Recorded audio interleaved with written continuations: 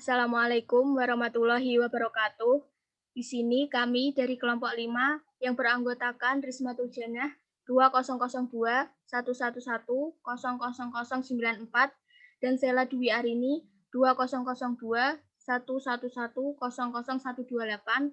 akan mempresentasikan materi pelanggaran etika bisnis PT Garuda Indonesia dengan kasus penyelundupan di pesawat A330-900. Pertama yang akan kami bahas, analisa kasus penyelundupan PT Garuda. Yang kedua, nasib barang yang diselundupkan oleh PT Garuda. Yang ketiga, dampak yang terjadi setelah adanya kasus penyelundupan oleh PT Garuda. Dan yang terakhir, pentingnya perilaku organisasi dengan meninjau kasus PT Garuda. Oke, yang pertama, analisa kasus penyelundupan PT Garuda Indonesia. Berawal dari tahun 2018, Ari Askara selaku Direktur Utama Garuda Indonesia saat itu memberikan instruksi dalam pencarian motor klasik sejenis Harley Davidson.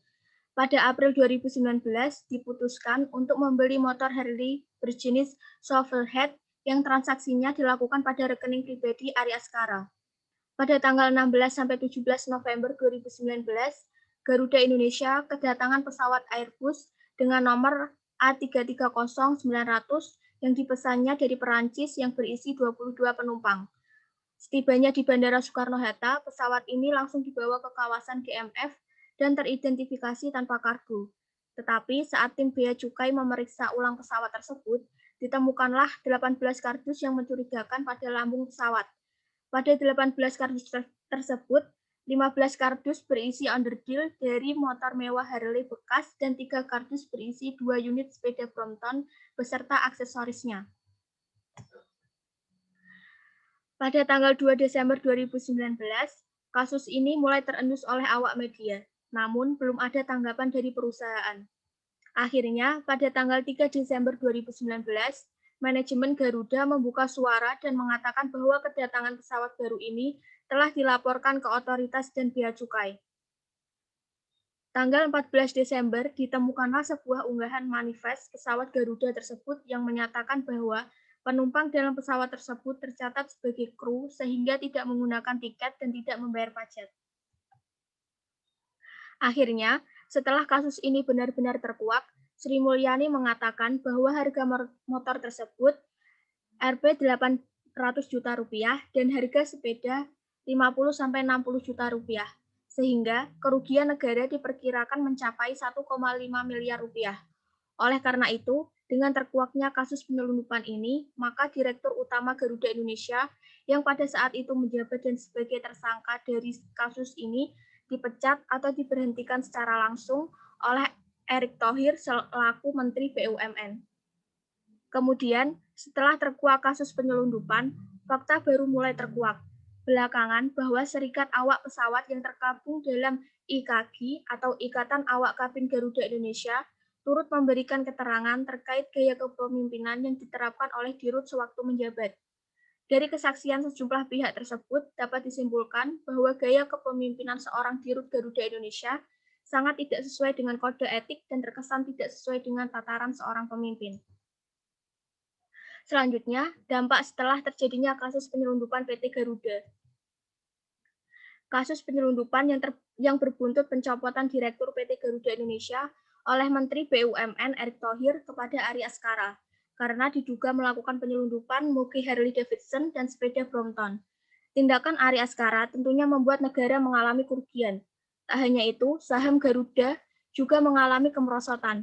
Dilansir dari Bloomberg, saham berkode GIAA itu terus terkoreksi secara berturut-turut hingga penutupan perdagangan pada Jumat tanggal 6 bulan 12 tahun 2019, saham GIAA tercatat melemah secara berturut, yaitu 2,78%, 4,76%, 0,80%, dan 2,42%. Harga saham GIAA merosot dari Rp 540 per saham pada perdagangan Senin tanggal 2 bulan 12 tahun 2019 menjadi Rp 484 per saham pada Jumat tanggal 6 bulan 12 Selain itu, Menteri Keuangan Sri Mulyani Indrawati mengungkap total kerugian negara karena kasus penyelundupan ini antara Rp 532 juta rupiah hingga Rp 1,5 miliar. Selanjutnya akan dilanjutkan oleh Sela. Silakan. Nasib barang selundupan PT Garuda.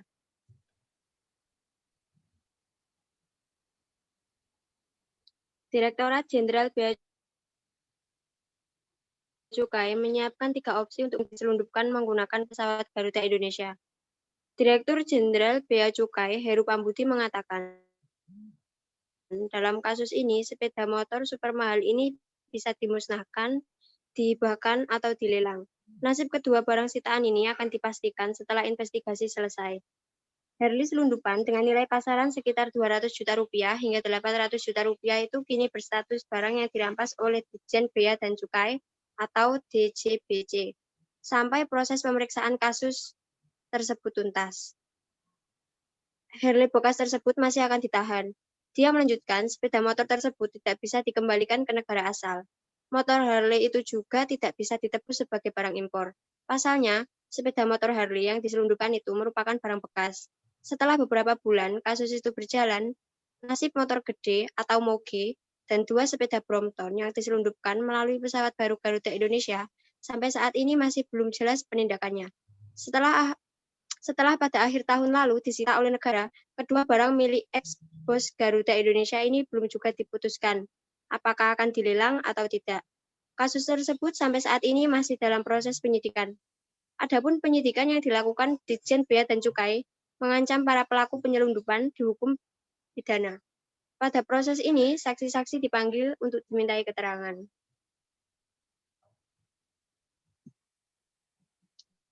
Pentingnya perilaku organisasi dengan meninjau kasus PT Garuda.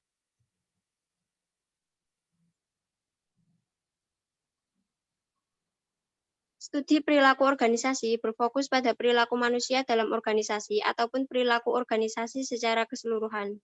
Studi perilaku organisasi dengan demikian lebih mencermati interaksi antar manusia dan organisasi, baik dalam hal kedudukan manusia sebagai individu maupun manusia sebagai kelompok. Interaksi dan saling pengaruh antar manusia dan organisasi, serta interaksi antara organisasi dan lingkungannya, dengan tujuan mewujudkan visi dan misi yang sama. Dengan mengetahui kajian mengenai teori-teori tentang perilaku organisasi beserta pusat kendali dalam pengendalian internal, maka kasus yang terjadi di dalam internal Garuda Indonesia ini merupakan contoh real bahwa antara perilaku organisasi berbanding lurus dengan pengendalian internal. Kasus tersebut dapat dikatakan sebagai kegagalan suatu organisasi. Kasus tersebut melibatkan para petinggi manajemen lini atas yang seharusnya menjadi pemimpin-pemimpin yang dapat menjadi kompas baik dari tingkah laku, profesionalitas, kredibilitas, serta karakter kepemimpinan bagi jajaran internal, tingkat yang lebih bawah dari struktur kepegawaian di dalam PT Garuda Indonesia. Dari lemahnya keperilakuan organisasi yang dilakukan oleh petinggi Garuda Indonesia, menjadikan internal kontrol perusahaan turut rendah, di bawah pimpinan yang tidak memiliki kredibilitas dan perilaku yang tidak amanah, serta tidak kompeten. Terbukti, kinerja perusahaan menjadi buruk.